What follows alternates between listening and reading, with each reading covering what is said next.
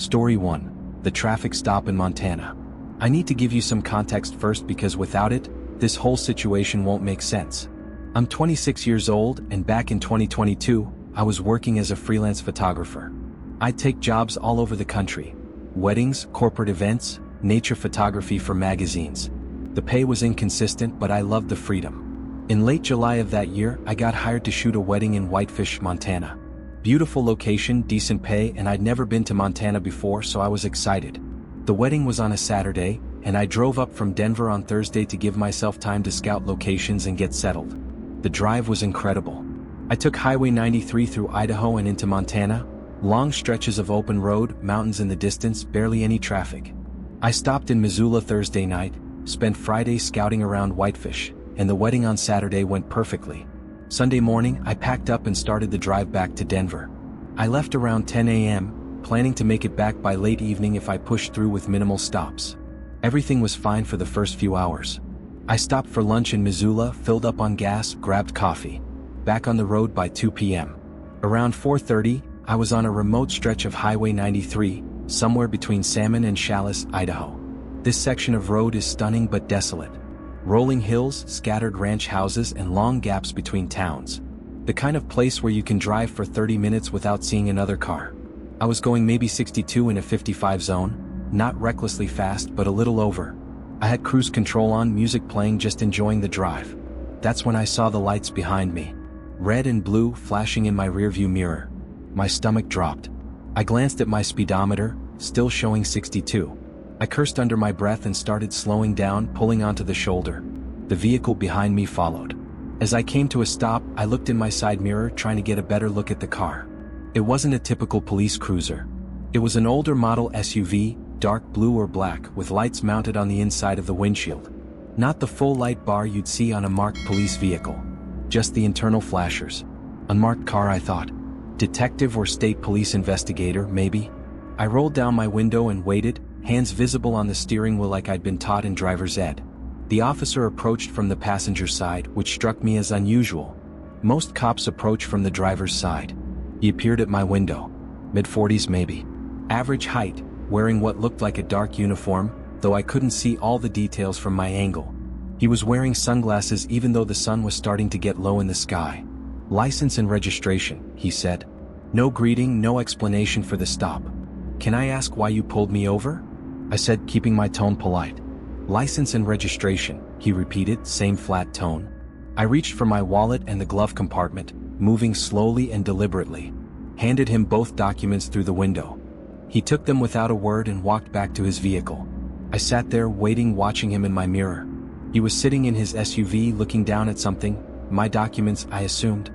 5 minutes passed. Then 10. I started getting impatient. Traffic stops don't usually take this long unless they're running warrants or something came up. I had a clean record. No tickets, no warrants, nothing that should cause a delay. 15 minutes. I pulled out my phone to check the time. That's when I noticed I had no signal. Not unusual for this area. Cell coverage was spotty on these rural highways. 20 minutes. Okay, this was getting ridiculous. I debated getting out and walking back to ask what was taking so long, but you're not supposed to exit your vehicle during a traffic stop unless instructed to. I stayed put. At the 25-minute mark, he finally got out of his SUV and walked back to my window. He handed me back my license and registration. You can go. I stared at him. That's it? No ticket? No warning? You're free to go. Can I ask what the stop was for? Speeding. But you're not writing me a ticket? I said you're free to go. His tone had an edge now. Something about this felt wrong, but I couldn't articulate what. I took my documents back. Okay, thanks. He didn't move. Just stood at my window looking at me through those sunglasses. Am I dismissed? I asked, trying to sound casual. Where are you headed? He asked. Denver. Where are you coming from? Montana. I was working a wedding. What kind of work? Photography. He nodded slowly. You have equipment in the car? Yeah, in the back. Can I see it? That question sent a chill through me. Do you have a reason to search my vehicle? I'm not searching. I'm asking to see your equipment. You just told me you're a photographer. I'd prefer not to open my car right now. Is there a problem? His jaw tightened. Step out of the vehicle, please. My heart started pounding. Am I being detained? I asked you to step out of the vehicle. And I'm asking if I'm being detained or if I'm free to go. You already gave me back my documents and said I was free to go. He took a step back from my window. Stay here. He walked back to his SUV again. I sat there, hands shaking now, trying to figure out what the hell was happening. The whole interaction felt off. The way he was asking questions, the lack of explanation for the stop, the request to see my equipment, none of it followed the normal pattern of a traffic stop. I looked at his vehicle more carefully in my side mirror. Something I should have noticed earlier, the license plate was partially obscured. Not by dirt or damage, but by what looked like a tinted cover. And now that I was paying closer attention, I realized I hadn't seen any official markings on the SUV. No department name, no unit number, nothing. That's when the fear really set in. I pulled out my phone again. Still no signal. I tried anyway, dialing 911. Nothing. The call wouldn't connect. He was still sitting in his SUV. What was he doing back there? I made a decision. I started my car. Immediately, he got out of his SUV and started walking toward me quickly. I didn't wait. I put my car in drive and pulled back onto the highway, accelerating hard. In my rearview mirror, I saw him stop at the edge of the road, watching me drive away. He didn't get back in his vehicle to follow.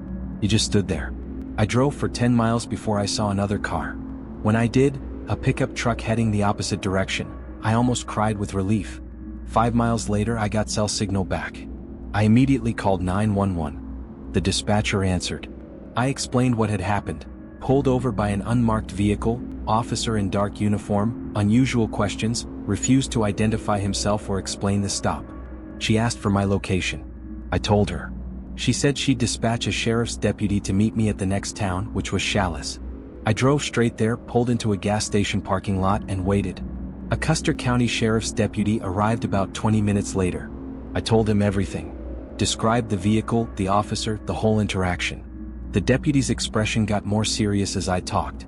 When I finished, he asked, "Did you get a badge number? A name? Anything identifying?" No. He never showed me a badge. He was wearing sunglasses the whole time. I didn't see a name tag. Can you describe the uniform? Dark. Black or navy. But I don't remember seeing any patches or emblems. The deputy nodded slowly. And the vehicle was an SUV? Older model? No markings. Right. He radioed something to dispatch, then looked back at me. There's no law enforcement activity reported on that stretch of highway today. No state police, no sheriff's units, no one who would have pulled you over. My stomach dropped. What does that mean? It means you were pulled over by someone impersonating an officer. I felt sick. What would have happened if I'd gotten out of the car? The deputy's expression was grim. Hard to say. But you did the right thing by leaving when you did. He took a full statement, including detailed descriptions of the man and vehicle. He said they'd had reports before, not frequently but occasionally, of someone pulling over drivers on remote stretches of highway using an unmarked vehicle with fake lights. We've never caught him, the deputy said. He targets people driving alone, usually out-of-state plates. And he always picks locations with no cell service. What's he trying to do? We don't know. No one who's reported it has stayed long enough to find out. One woman a few months back said he asked her to get in his vehicle because her car was unsafe to drive. She refused and left. Another guy said the fake officer tried to get him to follow him to a station a few miles off the highway. He didn't follow. I thought about how long I'd sat there. 25 minutes. And how he'd asked about my equipment. Expensive camera gear worth thousands of dollars. You think he's robbing people? I asked. Maybe. Or worse. The deputy let that hang in the air. I finished giving my statement. The deputy said he'd file a report and that I should call if I remembered any other details. I drove the rest of the way to Denver with my doors locked, my phone fully charged, and my eyes constantly checking the rearview mirror. I've never taken that route again. When I drive through Idaho or Montana now, I stick to the interstate. Well-traveled, well-lit, always with cell service. And if I ever see those red and blue lights behind me on a rural highway, I'm not pulling over until I reach a populated area. I don't care if it's a real cop or not. I'm driving to safety first. Because I know now that not everyone with flashing lights has good intentions. Story 2, the checkpoint. I'm 31 years old now, but this happened when I was 24, fresh out of college and working my first real job in Austin, Texas. I was doing marketing for a tech startup, and one of my responsibilities was occasionally driving to client meetings in surrounding areas. In November of 2017, I had a meeting in San Antonio, about an hour and 20-minute drive from Austin. The meeting ran late, and by the time I was heading back, it was almost 9 p.m. I took I-35 north, the most direct route. It's a major highway, always busy, well-lit in most sections. I wasn't worried about the drive. About 30 minutes outside of San Antonio, traffic started slowing down. I could see brake lights ahead, cars coming to a stop. My first thought was an accident. Then I saw the flashing lights up ahead and thought maybe it was a DUI checkpoint. I'd been through those before, annoying but quick. Show your license, answer a couple questions, move on. As I got closer, I could see it wasn't set up like the checkpoints I'd been through before. There were no police vehicles on the shoulder, no marked cruisers with full light bars. Just a single vehicle parked sideways across 2 lanes, partially blocking traffic, with lights flashing. And there was only one person directing traffic, a man in what looked like a police uniform, using a flashlight to wave cars into the right lane. Cars were being funneled into a single lane and then waved through one at a time after stopping briefly to talk to the officer. I was maybe 10 cars back. I watched as each vehicle ahead of me stopped. The officer approached the driver's window, exchanged a few words, and then waved them through. The whole interaction for each car took maybe 30 seconds. I started feeling uneasy, but I couldn't put my finger on why. Something just felt off. When it was my turn, I rolled forward and stopped. The officer approached my window. He was wearing a dark uniform, looked like police tactical gear, but as he got closer, I noticed things that didn't add up. No visible badge number. No name tag. The uniform patches were generic, like something you could buy online. They didn't say a specific department. He leaned down to my window. "Evening. Can I see your license and registration?" "What's this checkpoint for?" I asked, keeping my hands visible. "Safety check. License and registration, please." "Are you with Austin PD? State Police?" "I need to see your license and registration, ma'am." I hesitated. He still hadn't answered my question. "Can I ask what agency you're with?" His expression hardened. "I've asked you twice now. License and registration." I looked past him at the vehicle blocking the lanes. In the darkness and distance, I couldn't see clearly, but it didn't look like a standard police vehicle. More like a modified pickup truck with aftermarket lights. "I don't feel comfortable providing my documents until you identify yourself," I said, keeping my voice steady even though my heart was pounding. He straightened up. "Step out of the vehicle." "No." "Excuse me? I'm not getting out of my car. I don't believe this is a legitimate checkpoint." His hand moved to his belt. I couldn't see what he was reaching for, but I didn't wait to find out. I yanked my wheel to the left and accelerated into the left lane, swerving around his vehicle. I heard him shout something behind me, but I was already hitting the gas, merging back onto the open highway beyond the checkpoint. I expected him to follow. I kept checking my mirrors, ready to call 911 if I saw him coming after me. He didn't follow. I drove for about 5 miles, shaking, before I pulled over at a well-lit gas station. I sat in the parking lot for a few minutes trying to calm down. Then I called 911. I explained what had happened. The checkpoint, the officer who wouldn't identify himself, the vehicle that didn't look official. The dispatcher asked my location. I told her I was at a gas station off I-35 North, about mile marker 168. She was quiet for a moment, then said, "Can you describe where this checkpoint was?" I gave her the approximate location, about 5 miles south of where I'd pulled over. "We have no checkpoints authorized on I-35 tonight," she said. "No law enforcement activity at that location." "What? The checkpoint you described? It's not a legitimate law enforcement checkpoint." I felt cold all over. Then what was it? "We've been getting reports about this. Someone's been setting up fake checkpoints on rural stretches of I-35. They stop cars, ask for documents, and in some cases they've robbed people or tried to get them out of their vehicles." "Oh my God. You did the right thing by leaving. We're dispatching units to that location now, but I need you to stay where you are. A trooper will come to take your statement." I waited in that gas station parking lot for 45 minutes. When the Texas State Trooper arrived, I told him everything I could remember. Description of the man, the vehicle, the setup, the interaction. He took detailed notes, then said, "You're the 4th person this month to report this. Same stretch of highway, same MO. Single vehicle, single person in a police-style uniform, blocking traffic and checking documents." "What are they trying to do?" I asked. "We're not sure. 2 of the people who stopped said the fake officer asked them to step out and come to the vehicle to verify their information. Both refused. Another person said the fake officer told them there was a problem with their vehicle and they needed to pull over to the shoulder to inspect it. Do you think they're trying to rob people? Maybe.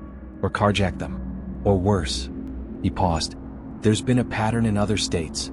Fake cops pull people over or set up checkpoints, get personal information from licenses and registrations, then use it for identity theft. In some cases, they've assaulted people. I felt sick. I'd been within seconds of handing over my license and registration. All my personal information right there for him to take. Have you caught anyone? I asked. Not yet. They're always gone by the time we arrive. They pick locations without good camera coverage and they move quickly. The trooper stayed with me while I finished my statement, then he followed me for the rest of my drive back to Austin to make sure I got home safely. I reported it to my boss the next day. The company changed their policy. No more evening drives for solo employees. If a meeting ran late, we stayed overnight or traveled in pairs. I've driven I-35 hundreds of times since then, but I always have my phone ready. And if I see a checkpoint that doesn't look right, no marked vehicles, no clear signage, only one person, I'm not stopping. I'll drive past, pull over somewhere safe and call 911 to verify. Because that night taught me that lights and a uniform don't automatically mean authority. And someone willing to impersonate a cop is willing to do much worse. Story 3, The House Call. I'm 28, and I live alone in a rental house in a suburb of Nashville, Tennessee. It's a quiet neighborhood, mostly young families and retirees. Say, low crime. The kind of place where people leave their garage doors open and kids ride bikes in the street. This happened in March of this year, 2024. A Tuesday night. I remember because I'd had a long day at work and was looking forward to just zoning out in front of the TV. I got home around 7 p.m., changed into comfortable clothes, made some dinner and settled in on the couch to watch some shows. Normal evening, nothing unusual. Around 9:30, I heard a car pull into my driveway. I wasn't expecting anyone, no deliveries, no friends planning to stop by. I muted the TV and listened. Car doors closing. Footsteps on the walkway. Then a knock at the door. I got up and looked through the peephole. 2 men stood on my porch. Both wearing what looked like police uniforms, dark blue tactical style. One was holding a flashlight even though my porch light was on. My first thought was that something had happened in the neighborhood. A break-in, maybe, or an accident, and they were doing door-to-door notifications. I opened the door but kept the chain lock engaged. Can I help you? The man closest to the door, mid-30s, clean-cut, serious expression, nodded. Evening, ma'am. We're with Metro Nashville Police. We've had reports of suspicious activity in this area. Mind if we come in and ask you a few questions? I hesitated. Something immediately felt wrong. Police don't typically ask to come inside for neighborhood questions. They ask questions at the door. What kind of suspicious activity? I asked. Someone's been looking in windows. Trying door handles. We're checking with residents to see if anyone's seen anything unusual. I haven't seen anything, I said. But I can answer questions from here. The second man stepped forward slightly. It would be better if we came inside. This won't take long. I shook my head. I'm comfortable answering questions from here. What do you need to know? The first man's expression shifted. Not angry, but impatient. Ma'am, we need to come inside to check your property. Make sure your home is secure. I don't think that's necessary. My home is fine. We need to verify that. For your safety. Can I see your badges? I asked.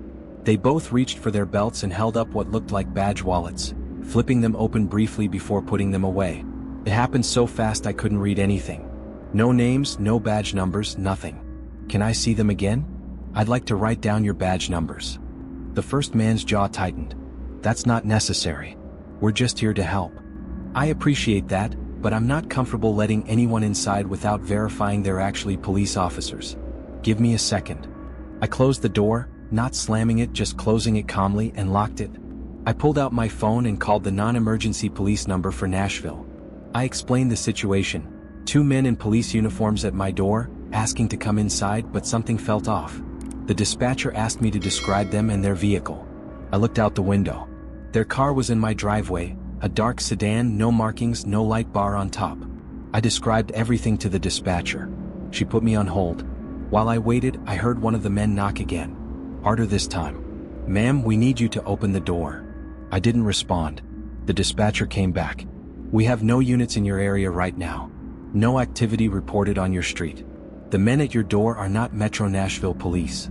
My heart dropped into my stomach. What should I do? Stay inside. Lock all your doors and windows. We're sending units to your location now. I did exactly that. Locked the front door deadbolt, the back door, checked all the windows. The whole time the knocking continued. Then I heard one of them walk around the side of the house. I went to the window in my bedroom and saw him walking along the side yard trying to look in windows. The other one was still at the front door. He knocked again, then I heard him try the door handle. I grabbed the baseball bat I keep in my closet and went back to the living room. Stood in the middle of the room, bat in hand, phone on speaker with the dispatcher. They're trying to get in, I told her. Units are 2 minutes away. Stay on the line with me. Those 2 minutes felt like 20. I could hear the men outside, footsteps, movement around the house, the back door handle being tried. Then I heard sirens. Beautiful, wonderful sirens. Through the window I saw red and blue lights. Real police cars, marked vehicles with full light bars. The 2 men ran. I heard their car start and saw them back out of my driveway fast, tires squealing as they drove away. The real police came to my door. I let them in, after verifying badges, names, and calling dispatch to confirm they were legitimate officers. I told them everything. They took detailed statements, checked around my property, and reviewed my doorbell camera footage, which had captured the 2 men clearly. We've been tracking these guys for 3 weeks, one of the officers said. They've hit 4 houses so far. Same pattern every time, claim to be police, say there's been suspicious activity, ask to come inside. What happens if someone lets them in? I asked. He looked uncomfortable. In the first 2 cases they robbed the people. Took electronics, jewelry, cash. In the 3rd case, the homeowner was an elderly woman. They tied her up and ransacked the house. She was found 6 hours later by a neighbor. I felt sick. And the 4th case? The homeowner fought back. Got hurt pretty badly, but the suspects fled. That's when we started getting a clearer picture of what they're doing. How do they know which houses to target? We're not sure. We think they're watching neighborhoods, looking for houses with single occupants or vulnerable residents. They might be tracking routines, seeing who's home at night. The officers stayed at my house for over an hour.